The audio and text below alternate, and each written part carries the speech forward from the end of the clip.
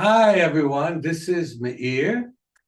We have Alan, who is becoming a practitioner of this work. Everyone. He's becoming an advanced student, and very soon he's going to be my colleague. And he came all the way from Mexico with a student visa to study for me, and for a very good reason. So we're talking today about vision improvement. How can you improve your vision and help other people improve theirs? And I want to say that it is unfortunate that a decision was made for all of us by the medical profession in the 1800s, that vision cannot improve. It's a very bad decision because vision can improve. And in fact, if you want to have the correct answers, you have to ask the right question. None of the people in the medical profession ask the question, if vision can improve, how can it improve? Now, I meet very, very open-minded doctors quite often that are open to hear what I have to say. Plus, they're open for other things like diet and vitamin treatment, which is wonderful, which helps many people. But basically, the idea of medicine is that vision cannot be sharpened. And I can tell you nothing could be further than the truth. I want to see if I have my pictures here. 99% of my lens is scar tissue. I was born with cataracts. And the problem of being born with cataracts, because so many people have cataracts, but in an older age. So the problem of being born with cataracts is that in the first 8 weeks, you normally don't see much. You don't see much as an infant. But then at the age of 8 weeks, you see. As you develop, you see more and more. But if that time was taken away from you, and you don't see at the age of 8 weeks, then you become blind for life. And indeed, almost everyone who was born with cataracts in my generation became blind for life. My vision was basically 1% of normal vision, and I was able to gain enough vision that today it's about 70%, with which I can read, write, and drive. So basically, I was able in the last 52 years of teaching, I was able to help many people to improve their vision. And I wish that the medical profession would have heard my cry in the dark and helped me to prove that. Because I actually do good work. Practically anywhere, there was some professors of medicine who liked the idea of allowing me to prove that vision can improve. But normally what happened is their request died in committees. So why do we need to improve our vision?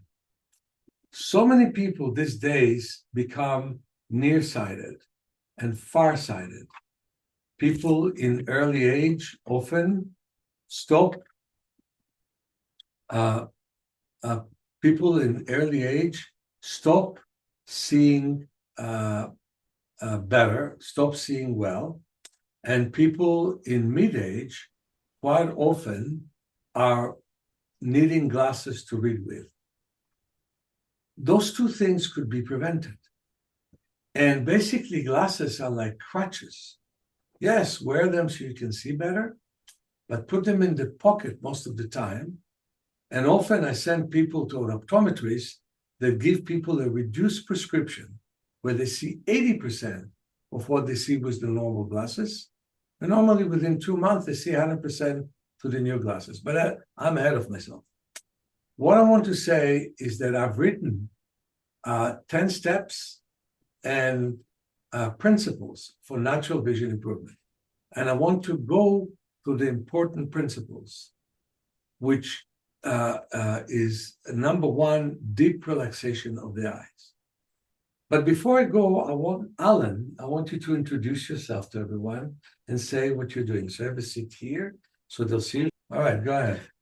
Well, hello, everyone. My name's Alan. I'm a student here at the School for Self-Healing, and I've been here for a year already studying with Meir.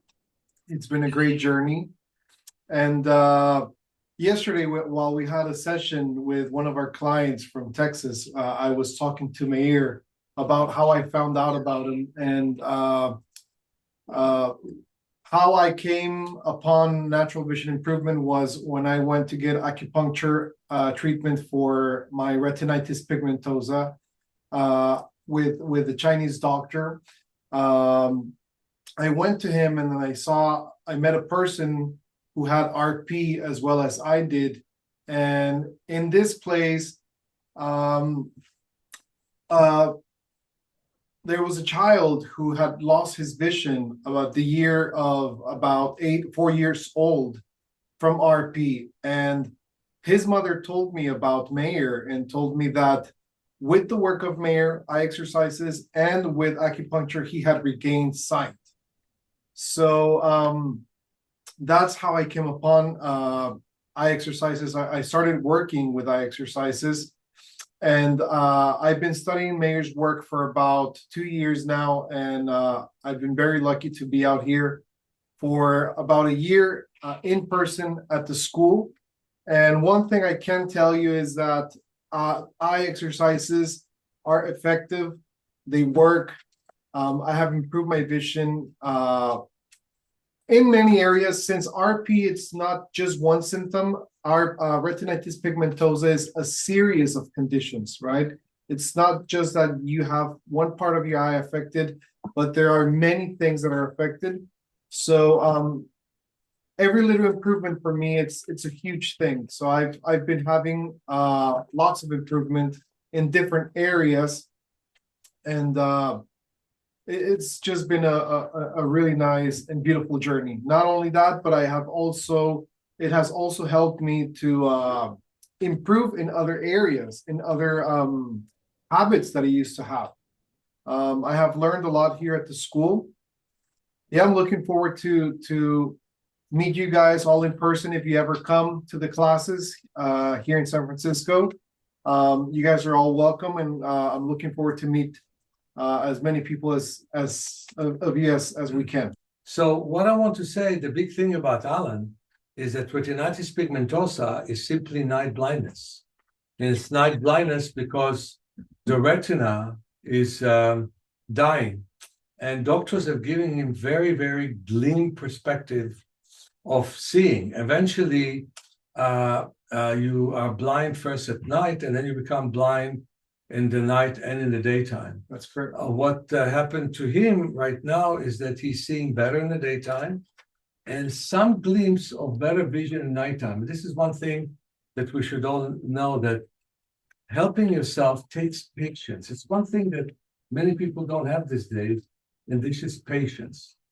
So the work that he was doing step by step is so important because it reminds me of so many of my successful clients.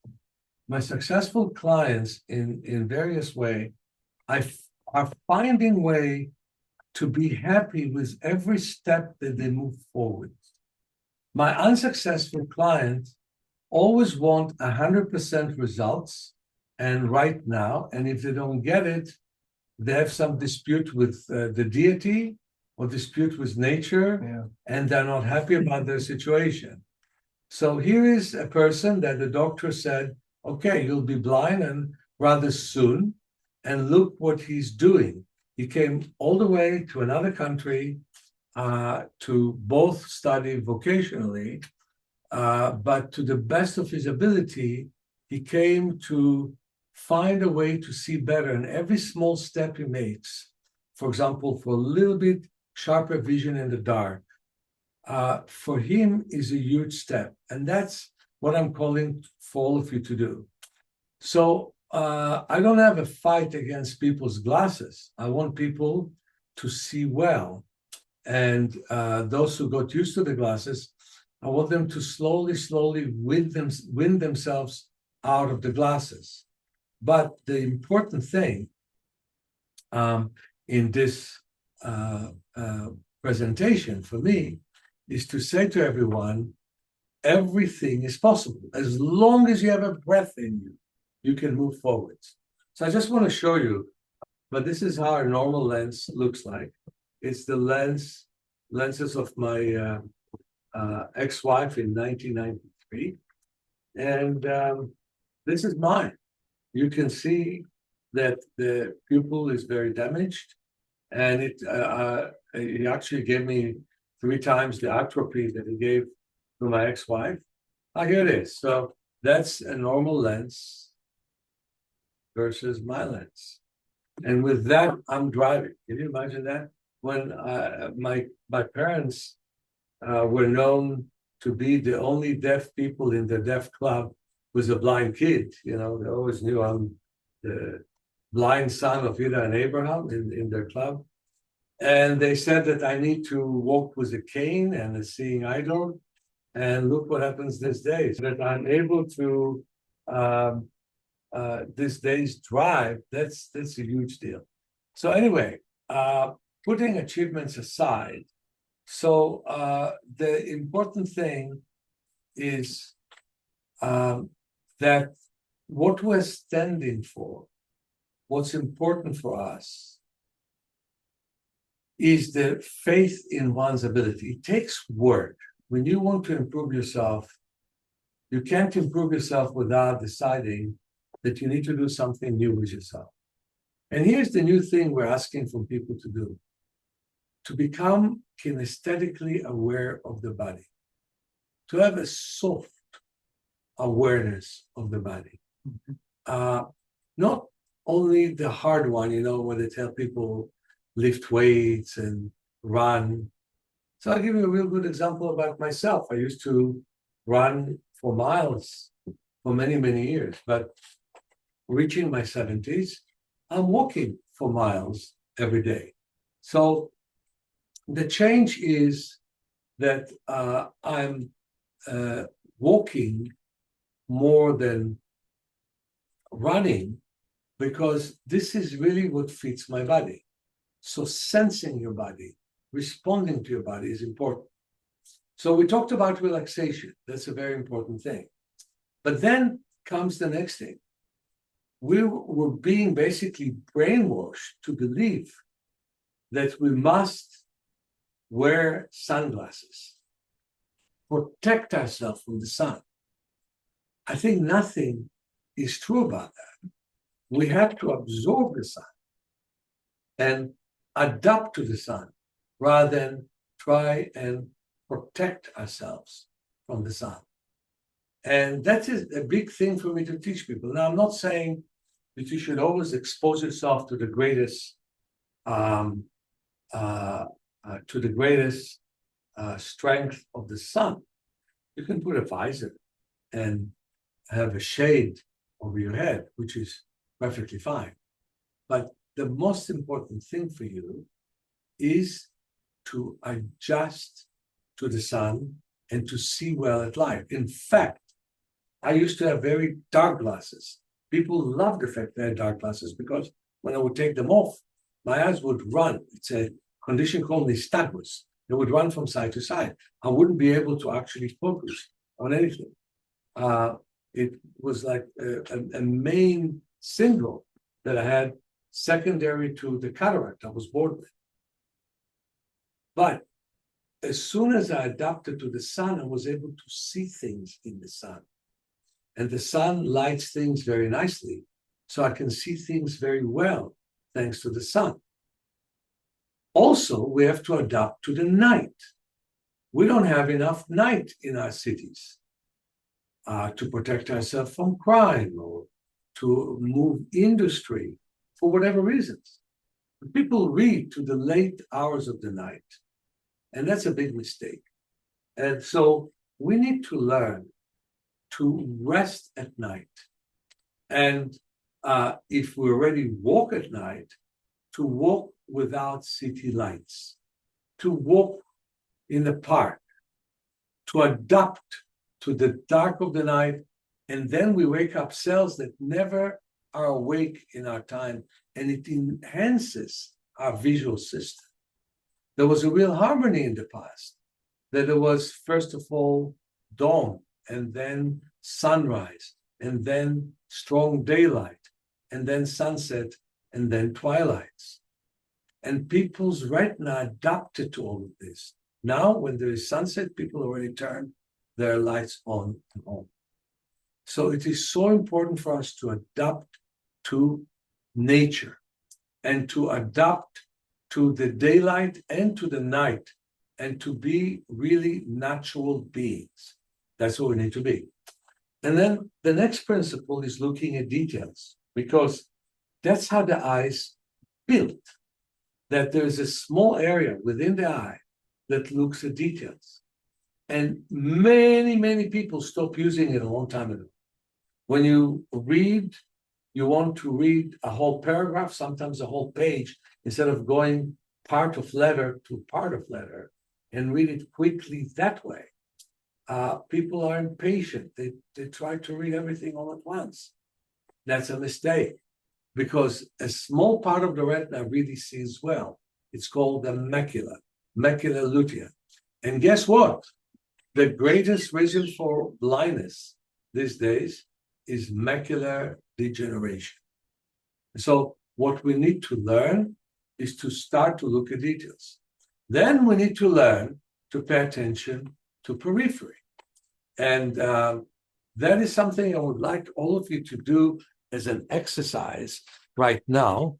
And this is, get yourself 4 pieces of paper, 4 different sizes.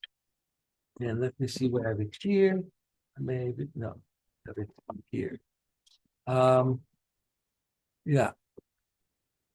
So, yeah, Alan, you can bring us some 4 pieces of paper here. I thought I'll find them here. Okay.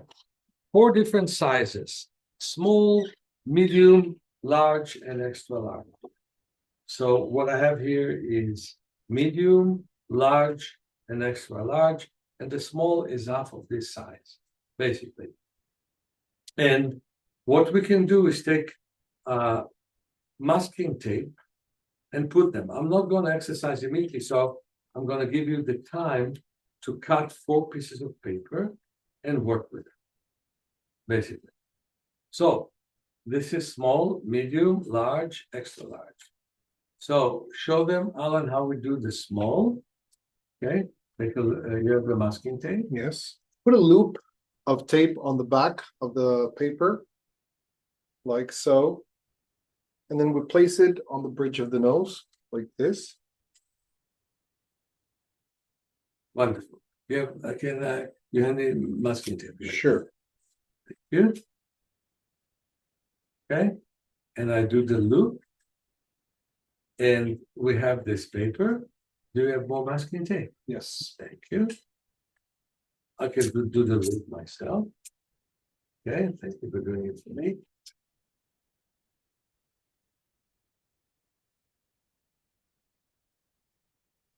And another one.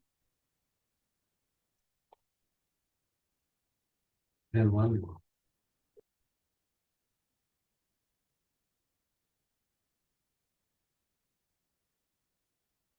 So we have 4 pieces of paper. And just prepare them, and I'll keep talking. So we need to expand our periphery. Periphery is everything we don't look at, but see. Normally, when people use a computer or smartphone, they don't pay attention to their periphery. we also need to create balance between the eyes. And that's a very important part of my teaching. And that is that sometimes one eye overpowers the other. And we need to get them to work together because in many ways they suppress each other. You know, when they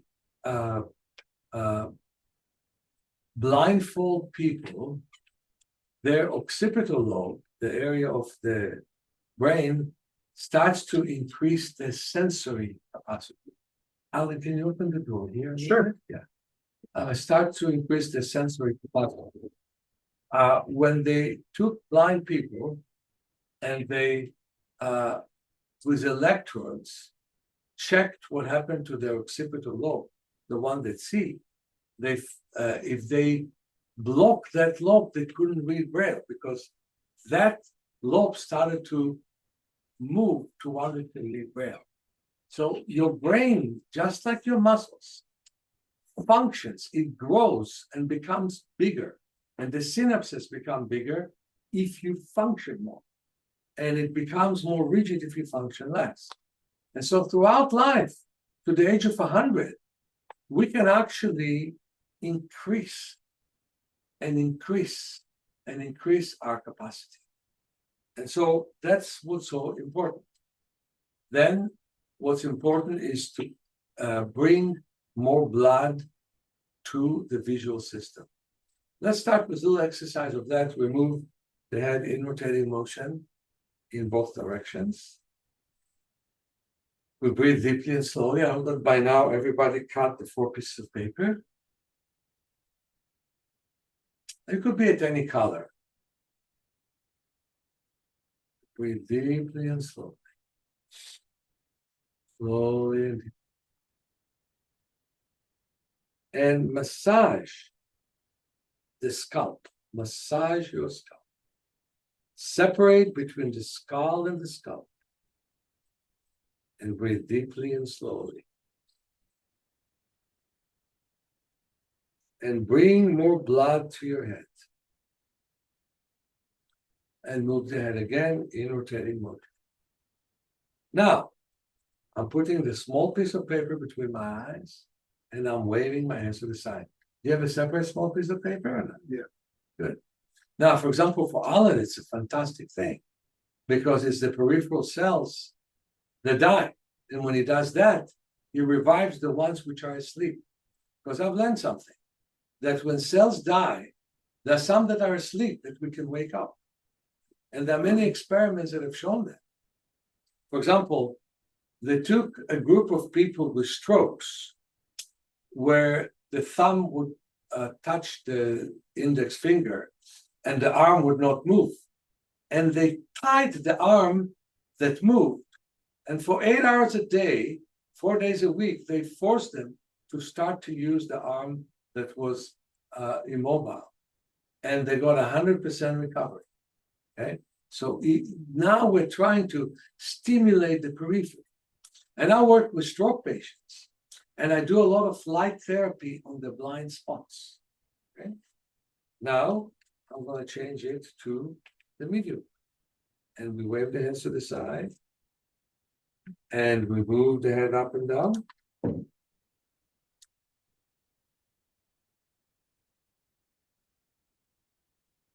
And now, we'll change to the large one.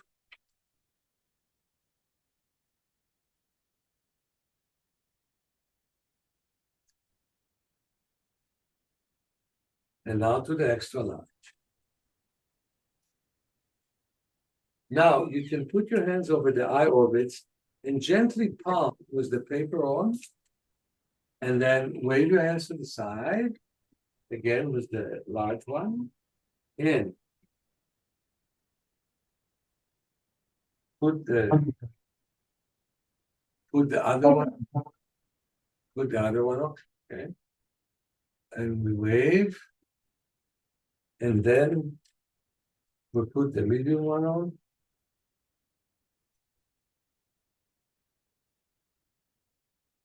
The last is, I'm going to put the small one again.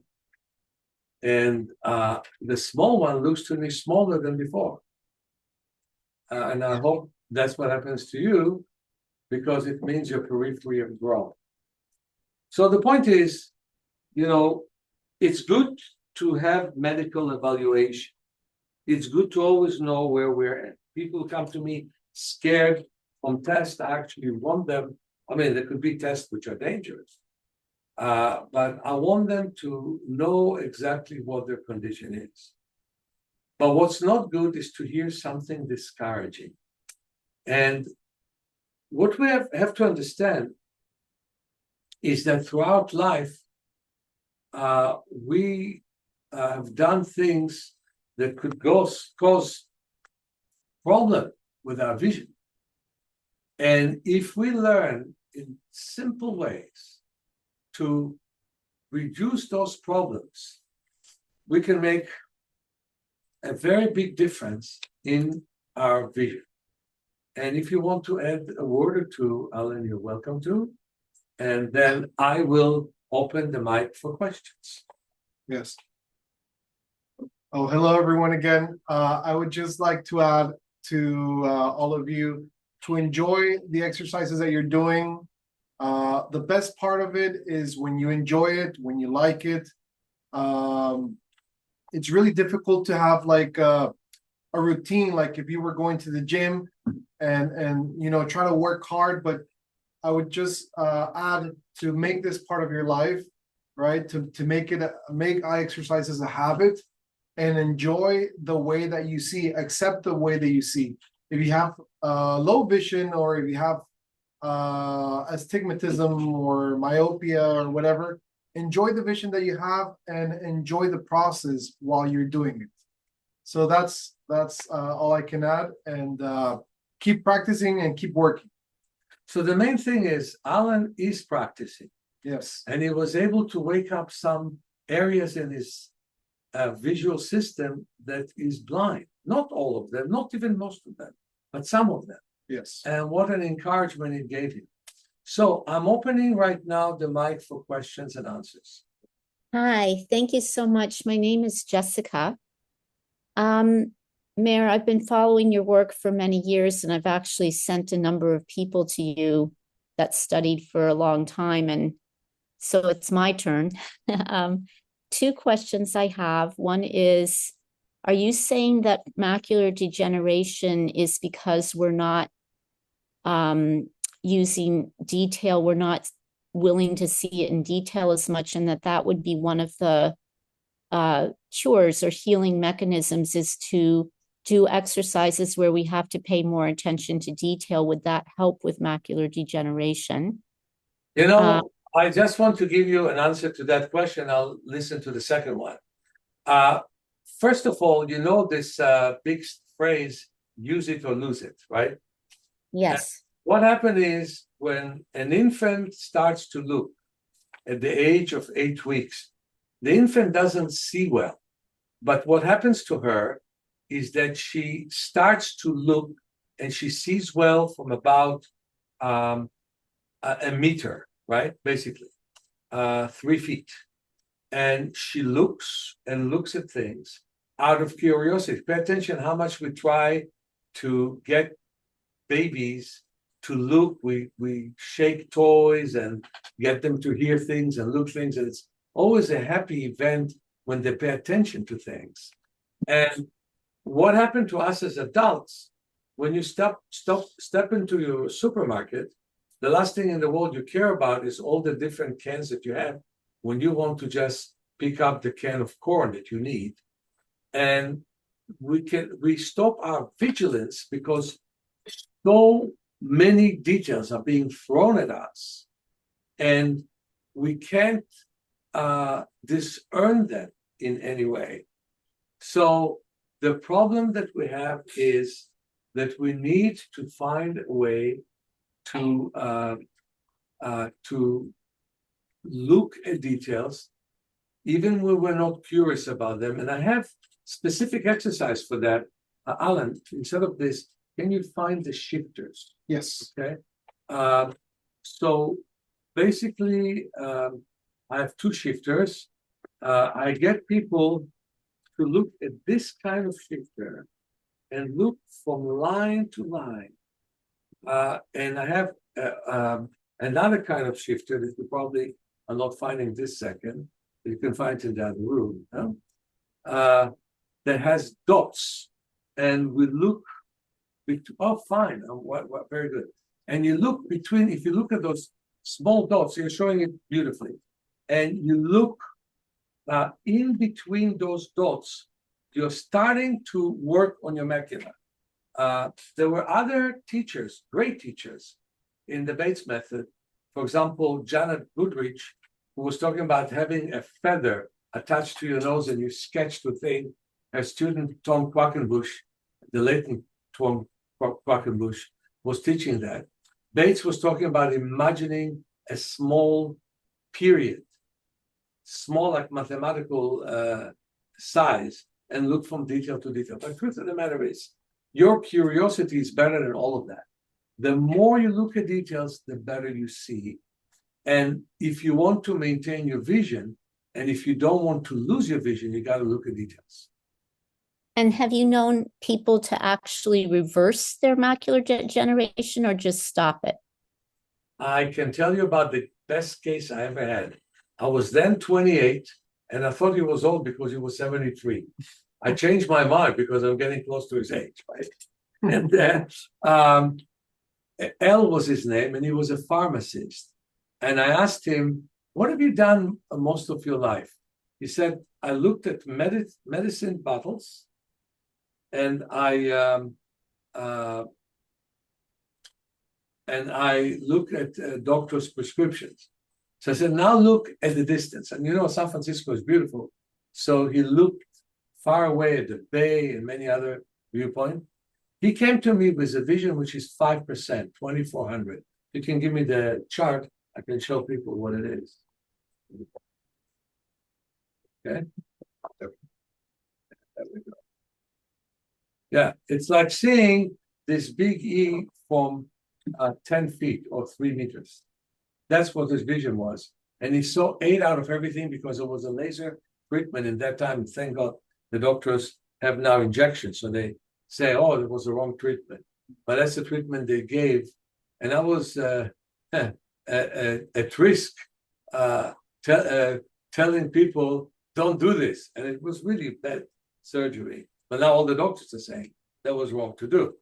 They would destroy some of the macula, hoping the rest will survive. But they didn't. So anyway, he saw 8 of everything, and this is what he saw from 3 meters.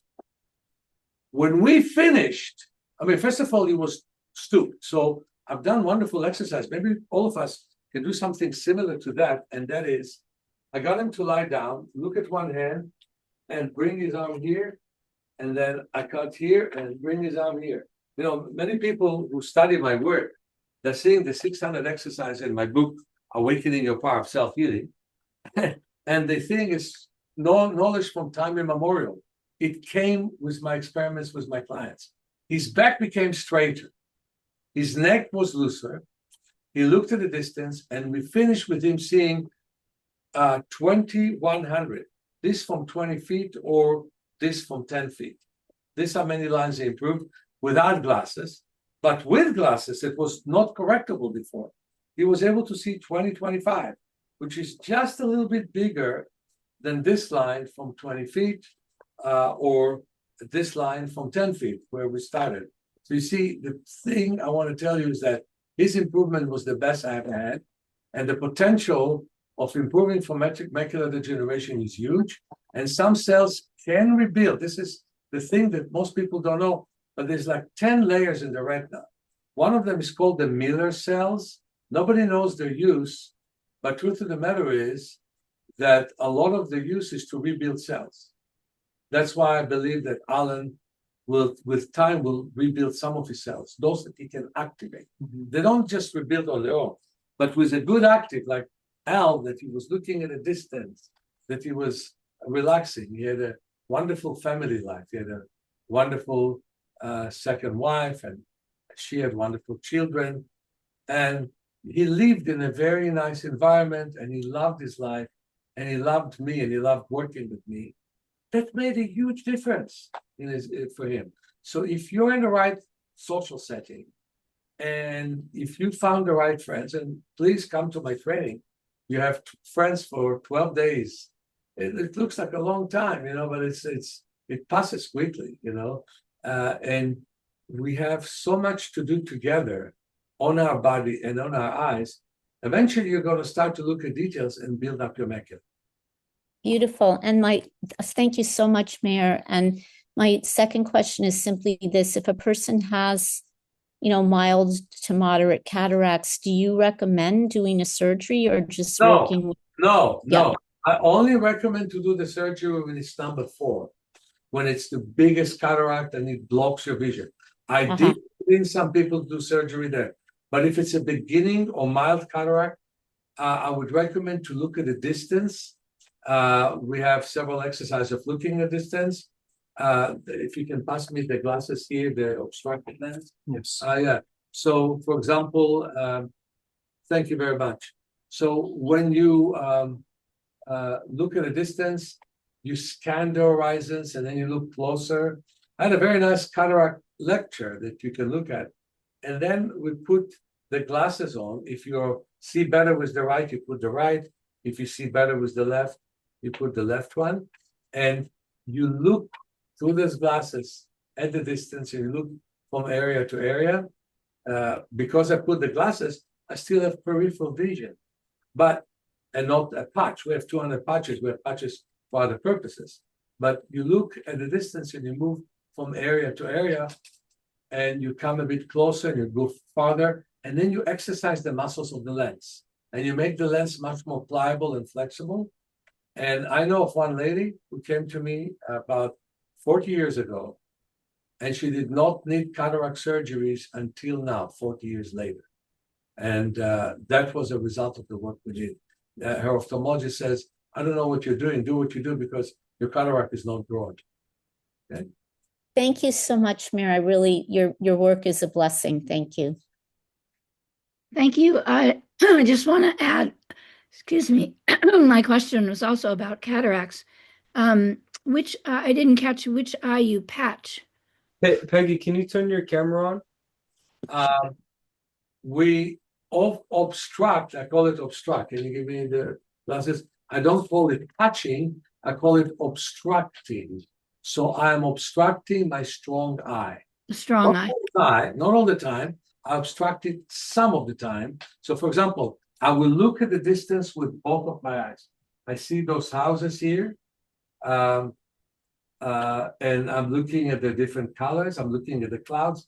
Then I will obstruct and I will look again. And after about a minute of doing it, I will take this off and look with both eyes. And if you have cataract, you have to do it a bunch of time, about half an hour to 40 minutes a day. So you do it 8 minutes at a time. If you don't have cataract, you do it about 4 or 5 minutes at a time, 20 minutes a day. We have to look at the distance because we look too much from near. Okay? Great. So Thank you. you're welcome. Okay. Thank you so much. As always, wonderful to see. Just one question, actually two. One I had was 6 months ago, I had a cataract, and thank you for all the guidance before. And it was really 4th stage. So it was very bad. I could see nothing, and I've got a new life. From childhood, I was wearing very thick glasses. And so it's totally a new birth for me now to be able to see without glasses. And I was just wondering which of your, and I'm really waiting to in February next year. I've got my visa to really come and join the 6-day class there in person. I can't wait to see you either. We correspond. Yes, I'm so delighted. And I wanted to ask, like, when you're teaching these, which of these should I not do after 6 months of cataract surgery, or can I do everything? You can do everything. You can do But I have a weak retina. especially because you have a weak retina. I can do all of that. Yeah, what you shouldn't do is too much impact with your body. Walking is good, running is good, swimming is good, but jumping is not so good. But you can do everything when it comes into eye exercises, and maybe be careful if you want to put your head on the floor or something of that nature. But basically, do everything that you've done, work on having good circulation, and work with the exercise. The time to be careful is the first 8 weeks, but it's already 6 months ago. So you don't have Yes. Yes. Thank you. Thank you so much. And that 6-day program is the only detailed one on eyes, or do you have another program just like that's focused on eyes? That's the biggest one on eyes, right? Yeah, that's the biggest one I have on eyes. And I have it every year, and it's always big. So because Thank you so much. Thank you so much. God bless. Look forward. Thank you. Hi, Meir. How are you? Thank you for answering my question. Turn your camera on. I was wondering if the YAG laser is safe and effective to use for PCO, the posterior capsule opacification. it's hard for me to answer. Anywhere in the body, yes, but in the eyes, I'm not sure. Okay. Okay. All right. I would not look at any laser with my eyes if I can help.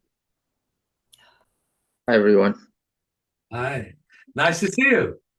Likewise. I'm a little late to the whole seminar, so I apologize about that. But it is an important topic for me. I had retinal vein occlusion about 15 years ago when I was 27. I'm 42 now, and it was a very rough time. So basically, I was losing my eyesight very quick.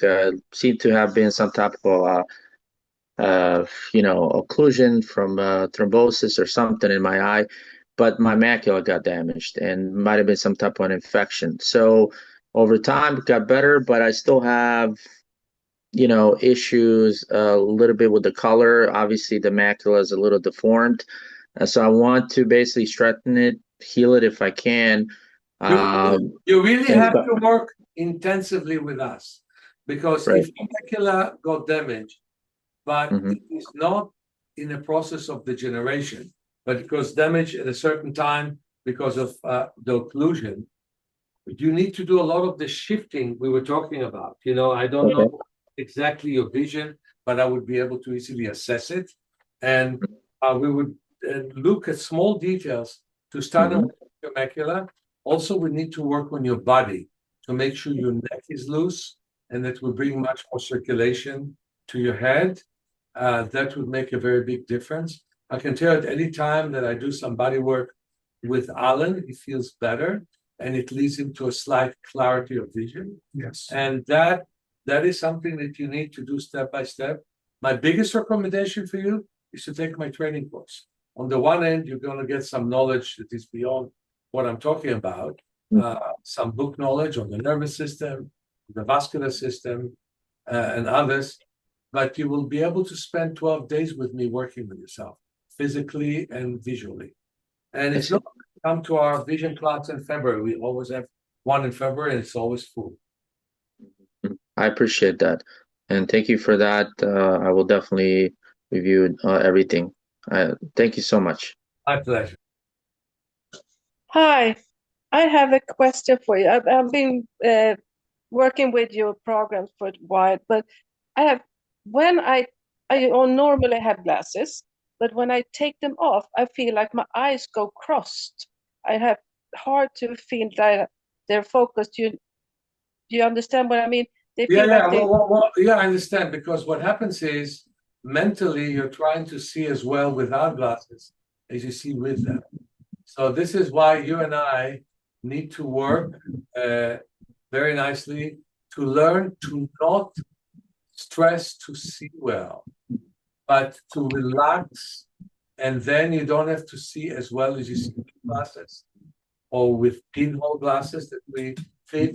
The most important thing, don't strain. What you see is good, what you don't is okay. And at that point, you will slowly. Okay, yeah, because thank you. I really feel the stress in my eyes when I try to be without the glasses. Do you do a lot of palming? Sometimes I do. I forget it. There is no sometimes for a person like you. There is No. an hour a day for a person like you. You got Okay. to come to my classes. We got to work. You have to start from mental and physical relaxation. All right, Robi, I think we got to the end Thank you. of our Zoom. even though there are more people with questions, and we will be glad to answer all of them. I want you to put in the chat the invitation for the training course, and everybody should know that we do have a 6 days on February always. We didn't set up the date, but we will set it in September. Okay. So I'd like to thank all of you for coming. I apologize for all the glitches here, but it was fun to have conversations with all of you. And when I come back from Israel, because I'm going to Israel on the 14th of the month, I'll be there on the 15th of the month. I will of June. I'll be back in August, and one of the first things that I'll do in August is a free webinar again. So don't forget to come to that webinar, and bless you all, and thank you for coming to this one.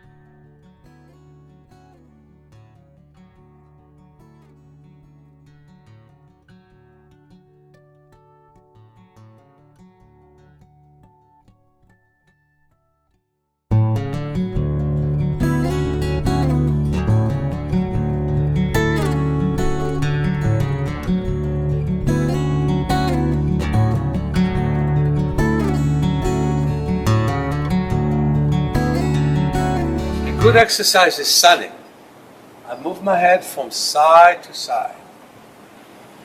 My eyes are closed very gently. I face the sun with the middle of my forehead, and I move my head all the way from side to side. Sometimes I massage the eyebrows, then the cheekbones, eyebrows, then cheekbones. And then sometimes I will palm and rest my eyes, see darkness, and I sun again. Everything is clear, and nobody would need sunglasses because the pupils would be so strong if they did sunning.